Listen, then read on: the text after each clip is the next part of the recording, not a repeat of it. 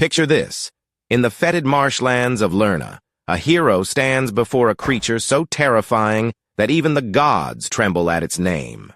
9 serpentine heads weave through the poisonous mist, each mouth dripping with venom that could kill 100 men.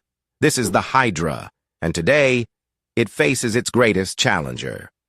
Welcome to ancient Greece, a world where gods walked among mortals and heroes carved their names into eternity through impossible deeds.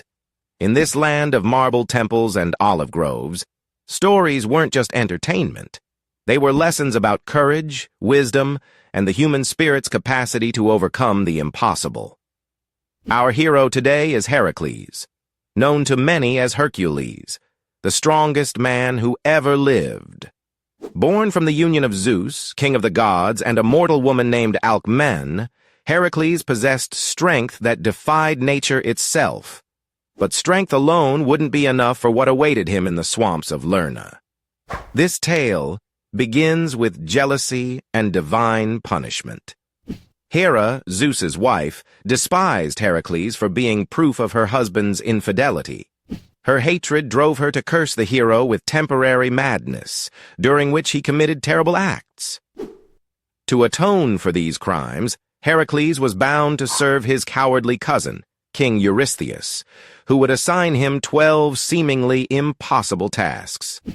The second of these labors would take Hercules to the ancient marshlands near the city of Lerna in the Argolid region of the Peloponnese.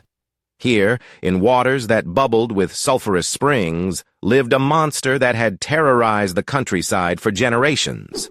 The Lernaean Hydra wasn't just any serpent.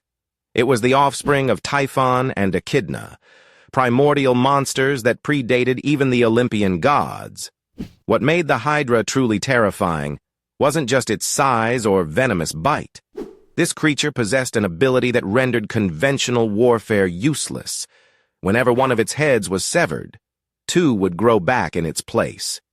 Previous heroes had tried to defeat it, only to watch in horror as their victories became defeats. As one enemy became 2, then 4, then 8. King Eurystheus, hoping to rid himself of his troublesome cousin forever, commanded Hercules to slay this unkillable beast. He was certain this would be the task that finally destroyed the hero everyone feared and admired. Hercules approached the Hydra's lair with his usual confidence, carrying his massive club and a quiver full of arrows. The swamp stretched before him like a nightmare landscape. Dead trees twisted skyward. Poisonous gases rose from stagnant pools, and the very air seemed thick with malevolence. At the center of this desolation lay a cave, and from its depths came sounds that chilled the blood. The hero didn't hesitate. He lit several arrows and shot them into the cave, forcing the Hydra to emerge. What crawled out defied description. A serpentine body as thick as an ancient oak, stretching longer than a ship, with 9 heads that moved independently, each seeking prey with hungry, intelligent eyes. The battle began with Hercules doing what he did best, attacking with overwhelming force. His club, carved from the wood of an olive tree and blessed by Athena herself, crashed down on the nearest head, crushing it completely. Victory seemed within reach. Then came the horror. Where one head had been, 2 new ones began to sprout, growing with supernatural speed until they were fully formed, twice as angry as before. Hercules struck again, destroying 2 heads this time, only to watch 4 take their place. For the first time in his legendary career, Hercules faced a problem that couldn't be solved through strength alone. Each successful attack made his enemy stronger. The Hydra's heads multiplied around him like a living nightmare, snapping and striking from all directions. Its breath was poison, its blood was acid, and its bite meant certain death. But Hercules wasn't just the strongest man alive. He was also clever. More importantly, he wasn't alone. His nephew and companion, Iolaus, had been watching the battle from a safe distance, and he understood the problem immediately. If cutting off heads only made more heads, then the stumps had to be prevented from regenerating. Iolaus gathered wood and built a fire, then heated the tip of a sword until it glowed white hot. As Hercules severed the next head with his club, Iolaus rushed forward and pressed the burning blade against the stump, cauterizing the wound. The flesh seared and sealed, and no new heads grew. They had found the solution, but implementing it would require perfect coordination. The Hydra still had multiple heads attacking simultaneously, and now it was truly enraged. The creature's movements became more frenzied, its strikes more desperate and dangerous. Working together, uncle and nephew developed a deadly rhythm. Hercules would crush a head with his club, and immediately Iolaus would rush in with fire to seal the wound. Strike, burn, burn. Slowly, but surely, they reduced the monster's heads one by one, but Hera, watching from Olympus, couldn't bear to see her stepson succeed. She sent a giant crab to attack Hercules from behind, hoping to distract him at a crucial moment. The hero felt the creature's claws on his heel, and without looking, crushed it under his foot. This crab would later be placed among the stars as the constellation Cancer, but it had failed in its mission. Finally, only one head remained, the immortal head in the center, larger and more terrible than all the others. This head couldn't be killed by conventional means, but it could be defeated.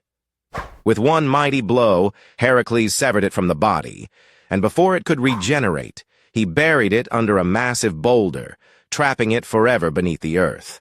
The Hydra was dead, but Hercules wasn't finished. He dipped his arrows in the creature's blood, which was so poisonous that even a scratch from one of these arrows would prove fatal. These arrows would serve him well in future adventures, though they would also eventually cause his own death years later. When Hercules returned to Eurystheus with news of his victory, the king was furious rather than pleased. He declared that this labor didn't count because Hercules had received help from Iolaus. It was a petty decision born of fear and jealousy, but it revealed an important truth about heroism. The story of Hercules and the Hydra teaches us that even the mightiest heroes need help sometimes. Strength without wisdom leads to failure, and wisdom without courage accomplishes nothing. The combination of Hercules' power and Iolaus' intelligence created a solution that neither could have achieved alone. This myth also speaks to a universal human experience, facing problems that seem to multiply every time we try to solve them. Like the Hydra's heads, our challenges sometimes grow stronger when we attack them directly. The story suggests that we need to change our approach, think creatively, and work with others to find new solutions. The Hydra has lived on in our culture for thousands of years. We use the phrase, cutting off the Hydra's head, to describe problems that create more problems when addressed superficially.